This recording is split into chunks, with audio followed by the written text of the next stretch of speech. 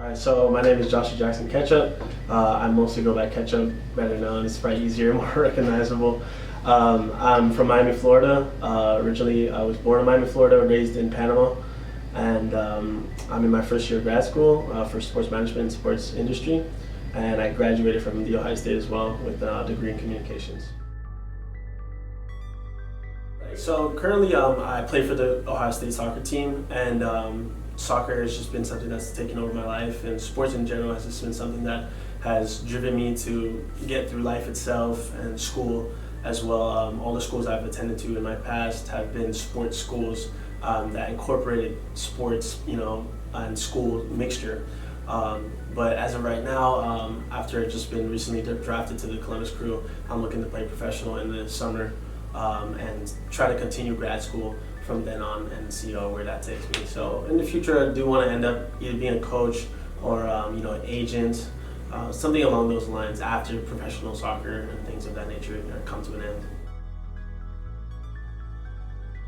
end. So originally, being in Panama, English is not my first language, so I learned Spanish first, and then coming to the States, I moved when I was like 3 or 4, and coming to the States, it was a huge transition, of course. My parents, sought out opportunity, and they felt that, it was better to move to a place where it's like the land of the free, as they say, and start up a business of their own. And more or less, they wanted the best for me. And I thought that was something that was very unselfish of them to do, and they chased their dreams while trying to help me accomplish mine at the end of the day. And soccer was always something that was there, and they just felt that soccer was something that was better, or there's more opportunities in the United States rather than the small town or small city that we came from back in Colón, Panama. And it was like very impoverished back then. It was not a lot of money coming in. So they felt they had to pack their things and go. And mentally, I felt it was a step that had me mature early at a young age. It's weird to say mature at like 4 years old, but you had to accept the fact that you're leaving a bunch of stuff behind and you're moving to a completely new environment, and that's just something that you have to accept at the end of the day, and you have to keep pushing forward because life doesn't stop for anybody, time doesn't stop for anybody. And that's just something that you have to recognize at an early age, no matter what it is. Some people, recognize it later down in life, but the earlier you get it, then the better you'll be off.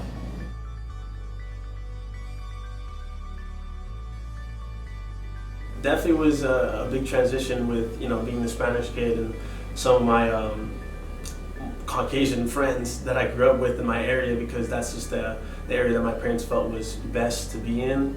And they felt that there was more opportunity there in schools like magnet programs and like private schools and stuff, things of that nature, because those were the ones that pointed out that they had the most success in like sending their kids to a good middle school, then on to the next step, which would be a good high school, and then after that would be a good college. So it definitely was it was different being around people that weren't like me, and seeing that others came from more money, and like I said, we came from Panama. We didn't have really much, and so growing up, I didn't have all of the nicest things, but my parents did everything they could to keep it that way. And to whatever was the nicest, they tried their absolute hardest to get to it, and try to keep me happy, really. And I wasn't far behind my peers, with as far as class-wise. They were a little bit higher class than I was, but I was not too far behind, and that was something that I could thank my parents for to this day, with keeping me up to date with the latest stuff and things of that nature, and just working their hardest to make sure that I'm happy and that I'm all good. I'm actually adopted by my uncle aunt, and that's where the last name Ketchup came from. I've actually never had the chance to meet my biological father, and my mother is still around as well.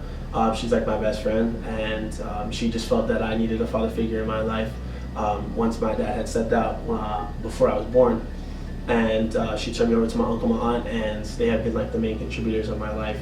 To this day, they are taking care of me through school and things of that nature, and I wouldn't be in this position if it weren't for them. They believed in my dreams so much. They took me to the practices, took me to the games, the tournaments, flew me out of the country to go to different tryouts and stuff like that. Well, knowing that originally I was from Panama and coming to the States, it's like kind of repping a whole nother, background and showing that like being, from both countries technically, you're raised in one and you're, born in another.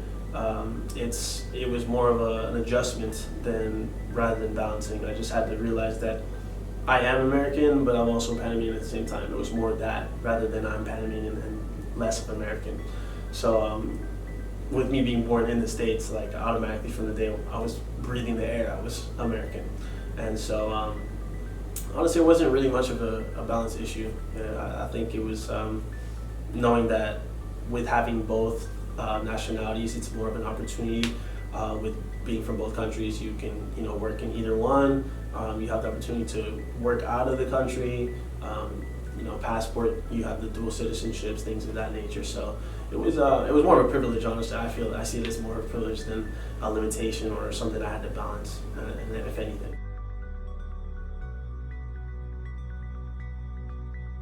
Not big into school when I was growing up, just because it just was challenging and it wasn't the type of challenge I wanted to seek out. I love sports and I love soccer, and that was the challenge that I loved to get after. And but it was very enforced by my parents that I won't be able to have sports if it wasn't for school. And for that reason, that's why I'm in the position I'm in today, because I was doing so well at school to keep up with my soccer, and I wanted my school to match up with my soccer as far as the level that I was doing it at. And for that reason, I was keeping up A's and keeping 4.0 GPA, still things of that nature, to show that I'm not just a one-trick pony. I'm not just good on the field. I can work in the classroom and I can also work on the field. And so that was something that my parents always stressed. It's a lone battle, it's mental, it's whatever you put your mind to. And if you feel like you want to chase a dream but it's hard and you have no support system, I think that's one of the most difficult things that many kids in America face, is that they don't have a supporting system that's backing them up and giving them opportunity. And I think advice for that is to seek out someone in your school system, like a guidance counselor, even like an older peer, someone that you see is doing well. Seek out what their tricks are and what their how they're going about school itself, and have them mentor you, keep them under your wing. And I think that's probably the second best thing that you can go for if you don't have parents who are willing to help you, or even another family member. If you have another aunt or uncle that is doing well, seek them out, talk to them, and get some tips and advice from them. And it's always good to have an older figure, giving you advice at the end of the day, because that's like your support system. You have to find a support system at the end of the day, because as long as you came in this world alone, but you don't have to go about life alone. And seeking out help there's nothing wrong with seeking out help at the end of the day. Over the years, I will say your friend group definitely gets smaller. As you get older, you start to recognize and see patterns of people, stepping off in the wrong path, and it kind of had to be a maturity thing, where you see that some people aren't as serious as you are, and people who took the same things I took seriously, or something in that nature, or put the same energy into whatever they were passionate about. Goal-driven people, I think it's the best type of friend groups you can have, and people that are willing to push you to do better. Well, soccer is my life. It's sports in general is my life, and so it's we're currently being in grad school with sports management and sports industry. It's kind of talking about how life is like without sport, or without you actually playing the sport, and what you're doing to help others get to the same dream that you once accomplished or that you wanted to accomplish. And it kind of, sport in general, soccer specifically, has really driven me to just get to this point, because I've gotten my scholarship to college through soccer. And so if it weren't for the hard work I'd put on the field, I wouldn't have the scholarship to play or be at school here at The Ohio State University. And so it kind of goes hand in hand. they say, like school has to be on point for you to be able to play, and then being able to play, it goes into how well you're going to do with school. What type of scholarships you're going to get, what type of colleges are going to look at you, things of that nature. And so I think sport really was the main factor. And like I said, school wasn't my biggest asset, and like I didn't like it, but I knew I had to be good at it, and I knew I had to keep up with my grades because that's the only way that soccer could work. Mainly, the main thing that was going in my head was that what school was going to have the most opportunity for me, and what school had the program that I was looking to get into. I hadn't really known exactly what I wanted to start with. I was kind of all over the place when I came here to Ohio State.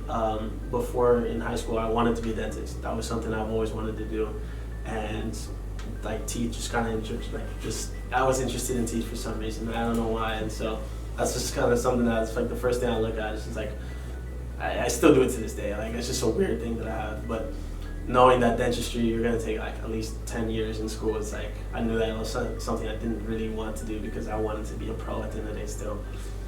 Then I kind of moved into like graphic design and like video gaming design and stuff like that, and I realized like, damn, that's gonna be kind of hard too though, because I have to study up, the certain components and certain elements and coding and stuff like that, and I'm not gonna really have much time with trying to train on the field, and I know it's gonna be hard, and I'm gonna be tired a lot, and I felt like that was gonna be a whole other challenge that I didn't think I was ready for.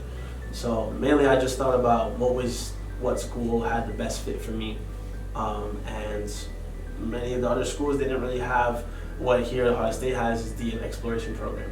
And so that I was very fortunate enough to go through that, to kind of experiment with different types of majors as far as the classes that they provide you for the general eds and stuff like that. And it was really like a great opportunity that I didn't feel like I could find anywhere else. Undergrad, I'd have to say it was more of obviously going to class when class was in person. You wake up, some days, or some years actually, for some seasons I had practice in the morning. So I'll go to morning practice first, and then I have class right after that.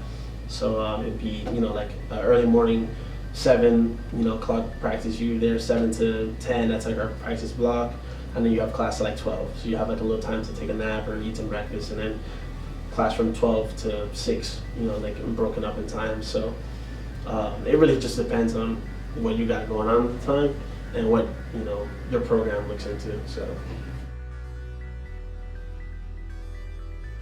Well, first I tell them I made it. In the end, you make it. Definitely keep working hard because it's only going to pay off. And with being, 10, 12, it's kind of like your fun years, and it's like you're just a kid. Like I still classify myself as a kid, a grown kid. Like I said, I play video games every day, like just something that I love to do. But I think the main thing I would say is that persevering is the most important key for me, and pushing through everything. I went through a lot growing up as a kid, moving different schools and losing some friends, and having friends pass away, having family members pass away, and all that stuff plays into your mental health and stuff like that. But I think persevering through everything and pushing through the trials and tribulations that you come across is what's really going to get you to where you want to be at the end of the day. No matter how hard practice seems to be, how tired you seem to be, thinking back on it now, it's just like, dang, like I really did all that preparation, went to all those practices, sometimes 2 and 3 practices a day, just to get better at what I wanted to do. And I think that with basically, pushing through all of that, it got me to where I want to be, and what got me to where I am today. And it's only going to keep going, it's going to continue, because just because I've made it doesn't mean I really made it yet. I need to actually make a name for myself and need to put myself out there, my best foot forward. So I think persevering.